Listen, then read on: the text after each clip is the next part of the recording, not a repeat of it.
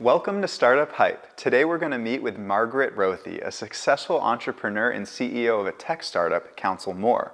Margaret holds a master's in higher education student affairs with over 20 years of experience in university administration. With a mission to help better the way we tackle higher education, her newest endeavors help drive success in the field of counseling to better college counselors everywhere.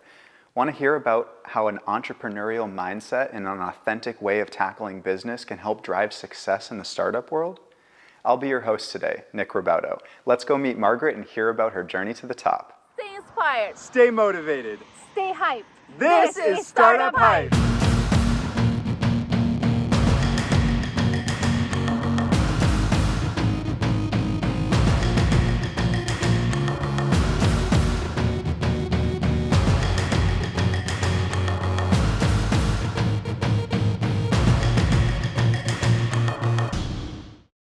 Thank you so much for being here, Margaret. We're so excited to have you on the set and get to know you a little bit. Appreciate you coming out. Thank you. Thank you for having me. Yeah, well, I just want to dive right in because I want to understand your view of entrepreneurship.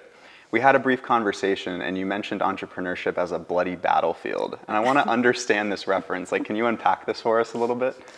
That sounds a little strong. Might have been the day. But I think the battlefield analogy is because in the same 10 minutes, you can have the ultimate victory.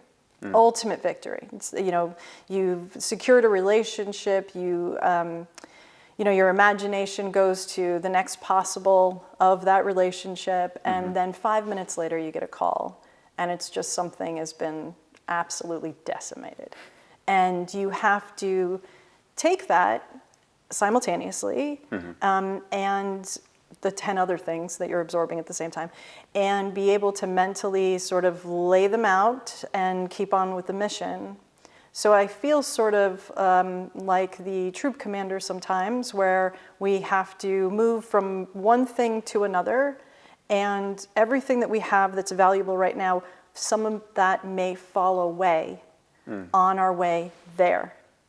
So you have to accept some of the loss on the way to the win. And some of my friends will tell me, you have a lot of military analogies. But I think that it plays out because you have to keep the main objective, but know that there's a lot of risk, and that you may lose the battle, but you also might win the war. Yeah, and that's important, is being focused on that end goal, right? There's always going to be those bumps along the road. There's always going to be those hurdles, those curveballs. You got to take a left instead of a right. Right. But if you can take account of all your variables and try to organize your thoughts and plan effectively, that strategy will really help you get to the long-term goal. Right, right. And to not count the losses too many times. Yeah. Right? I think that there is a lot of the keeping the vision of that winning that war. And if that vision changes, then you can get into bigger trouble. Yeah. But you maintain that larger vision, and then you accept the wins and the loses along the way. But keep focus on that larger vision. That's important. I like that. Keep focus on the larger, and make sure the people around you stay focused on that too. That's part of your job as a leader. That is absolutely part of my job, Yeah. is that I have to take everyone through with me. Not just lead, but elevate them at the same time to lead. And that's, you have to make every soldier a leader. Yep. I love the word elevate. So I feel like throughout your career, you've elevated yourself into entrepreneurship. And I say that because you didn't always start off as an entrepreneur. You actually had many years in higher education and a different side of the career, but you've stayed in that space. And what I'm curious about is, with all those years of experience, to me, it seems like you found some gaps in the system or some opportunities for improvement. And that's why you started your own business. But I want to hear kind of what sparked your idea to step away from that role and start your first counseling business and become an entrepreneur. You're right. I did not set out to be an entrepreneur. And I think that I was in higher ed. I love my career in higher ed, and I still love it. And one day, I fantasize about maybe going back it was an incredible place for me to grow, and I found my wheelhouse right away. And I saw that there was so much room there and something I wanted to get involved in.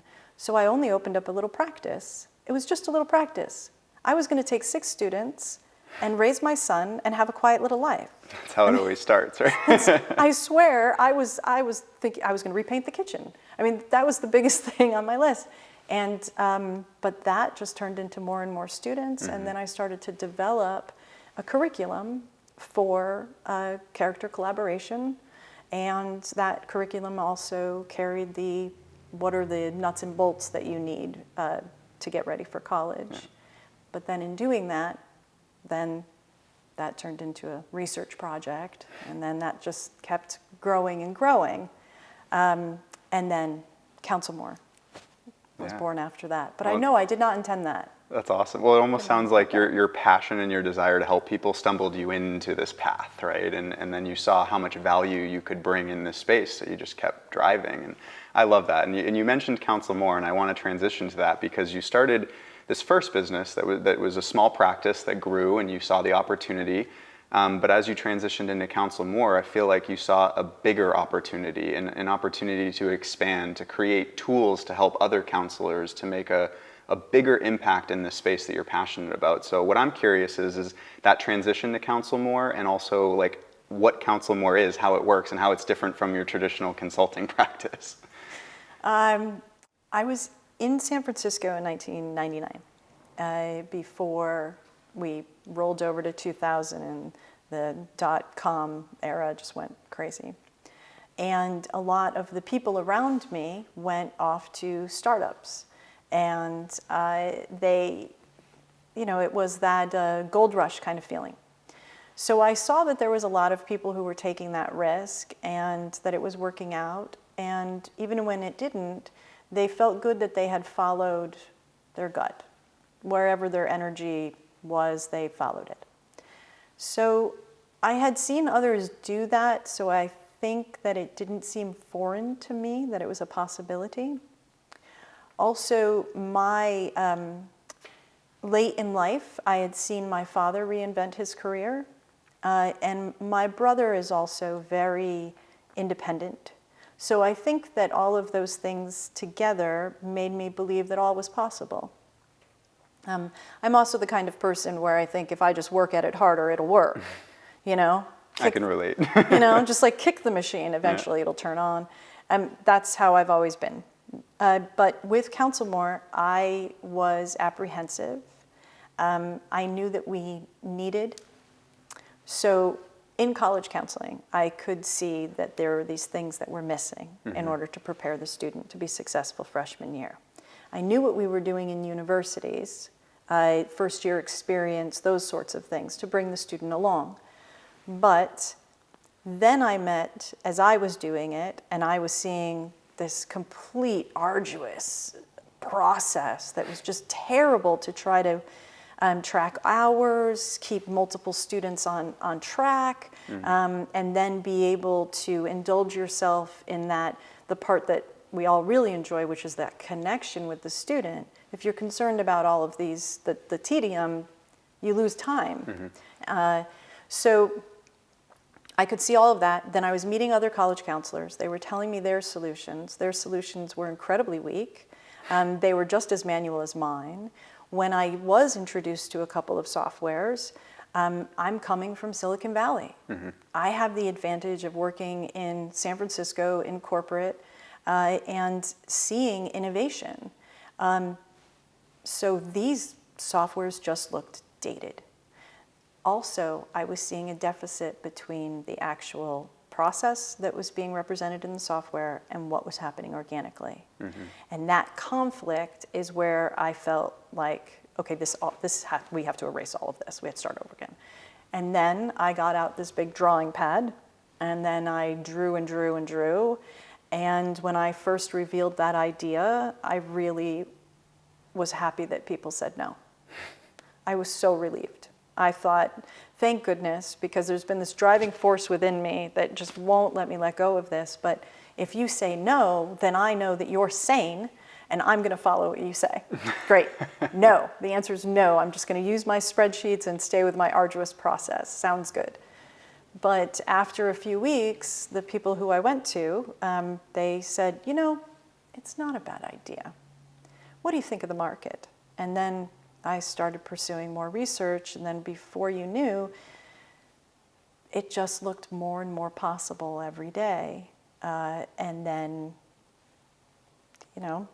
it just kept evolving. And what I was doing with students started to become smaller, and what I was doing in teaching other college counselors to counsel became bigger. Yeah. And then I started an education series for other college counselors to try to teach them what I knew from higher ed. And then what I was learning from them by teaching them, I was just being put back into the software. And then I could never take anything just a little bit. So I created this research project where we interviewed hundreds of college counselors. We surveyed them. We sat at the elbow while they did their jobs so that we could document that process. I then laid it all out, and we found the common denominator within all of this sort of style that each individual added to their practice. And then once I saw that common thread, I realized, oh, there it is. That is software. Now I just need the tech to now systematize this. And now the problem out in society of, well, I went to a high school that had a great wealth of college counselors, wonderful advantages, but in the last 10 to 15 years, there's now 700 students to every high school college counselor. That's crazy. Yes, that's far too much. Insert counsel more software. Right. Because ultimately you're trying to help streamline this process and make a big significant impact. And the way to do that is help others do their job better, give them the tools to do it in a uniform way, but also in a way that allows them the flexibility to do it right for the individual student, right? I mean, Right. that's how I see this benefit. Yes, and for themselves, though, because college counselors, anyone that goes into the higher ed or secondary ed, we truly love what we do. You don't get paid enough not to love it. So you must be getting some other reward out of it, right? Right. There's a passion there. So, but when we sit down with a student, on average, we have maybe 15, maybe 18 minutes with that student, a high school college counselor. You're just sort of bringing them in, checking on them, and you have all this administrative overhead that you have to take care of with the student. But that's the last thing the student needs from you, and that's the last thing you want to pay attention to. So if that process is sort of co-piloted for you, then the person can truly be present for a young person who sincerely needs a moment of your time. For everything else to fall away, for the office door to close, for the silence to set in, and then they can have you and open. And then you can offer them success and resources. But you can't do that if you're, what's your GPA and how many AP classes do you have and da-da-da-da-da, and I need you to report this and you better fill out that. And that's not. Focus on what matters. Focus on what really matters and what you can make the impact in. I like that. Yeah, and the counselor is not fulfilled when they check some boxes and they go on their way. I know, I've sat next to their table while they're interviewing students, and they leave and they take a beat after the student leaves, and they think about all of the things that they'd like to do for that student.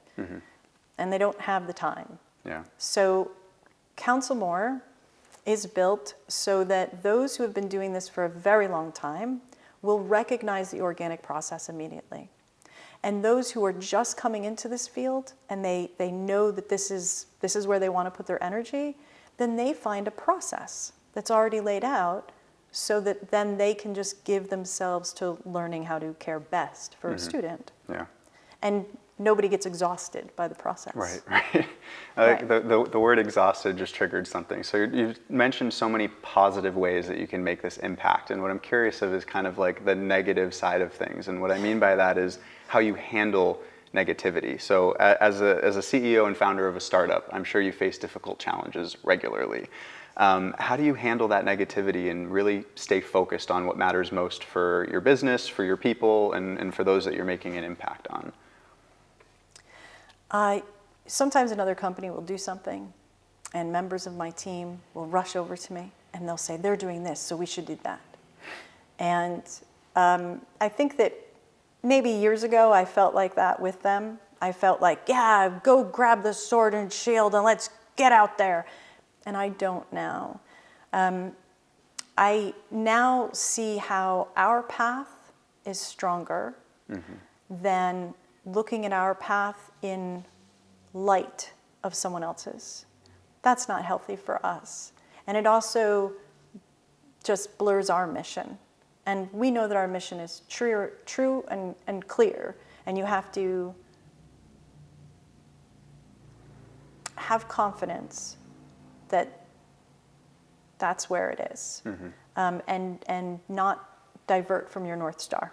I like that. North Star. It's that bigger picture, that long-term vision again that you're focused on. And if you always keep that in mind, the bumps on the road won't hurt you as much. Well, I mean, they still hurt. I mean, I have people who will just say things, and sometimes I think they just want to be mean. You're trying to be mean. They'll want to insult the software, or they'll want to insult design, or just something like that. And being an entrepreneur is incredibly hard. And it's like being an artist, because you have to make something and then go hang it on the wall and have everyone say it sucks. Everybody. You got to be able to take criticism. You have to. You have to. And you have to also know the criticism not to bother taking. Right. You know? Like, right. Yeah, filter. Right. North Star, focus, mission. Right. And but the people who are critiquing you, if they're the people that you care about, that's fantastic. Yeah.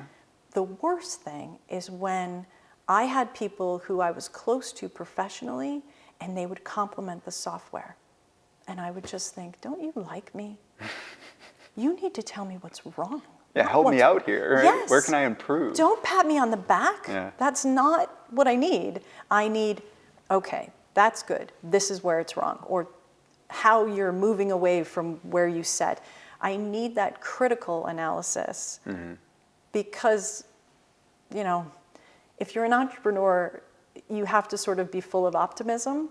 So you have that. That's great. Check. So now you need the other people in your life to just be incredibly honest. Just be honest. Yeah. And honesty doesn't have to hurt. No. Well, you got to develop thick skin as an entrepreneur as well. Yeah, thick skin. And then also, maybe on the outside it's thick skin.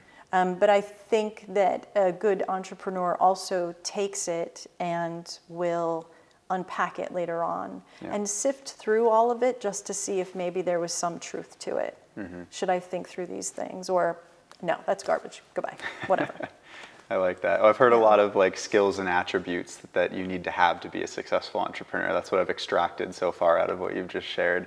What I'm curious with, and you know, to me, I've already had some of these inspirational takeaway messages, but if we were to forget everything that we just talked about, what would you want to leave us with? Like, what's your takeaway message for entrepreneurs everywhere? You have to be willing. You know those people who you're at the amusement park and they get in line for the roller coaster? And I am like one of these people. I'm one of those people. Okay, continue. Right? So you get in line for the roller coaster and you're standing and you're chatting, and then you go through that ridiculously long line and you get all the way up and you're just about to get into the car, and that person stands in front of you and they're like, how did I even get in this line? I don't even want to go on this thing. I don't know how I got in this. And throughout the entire line, you had the ability to just step out, but you stayed all the way there. The entrepreneur questions, what the hell am I doing in this line? And then goes and sits in the front seat. And you have to be willing to click, click, click up, and then come to the very top and not think. Just go. I love that. Don't think. Don't just think. Go. Just go. And enjoy the ride. And enjoy the ride. Enjoy. And there are going to be times when you're just squealing around the corner and screaming your head off. But there'll be other times where you are just, coming around that curve and just feeling incredibly free. And that you wrote this ticket. And if it's a bad show, that's your show, but you wrote it. I love that. Yeah. Don't think, just go. and you wrote the ticket. Well, thank you so much for being here, Margaret. Truly inspirational. I'm walking away inspired. I hope that everybody watching this is walking away inspired as well. And I do want to say a quick note to our viewers. If you guys like the video, please make sure to smash that like button. Comment down below. Share this video with others that you think would enjoy it. But most importantly, don't forget to stay inspired, stay motivated, stay hyped. This is Startup Hype. We'll see you next time. You did awesome. I love the takeaway message, is my favorite part.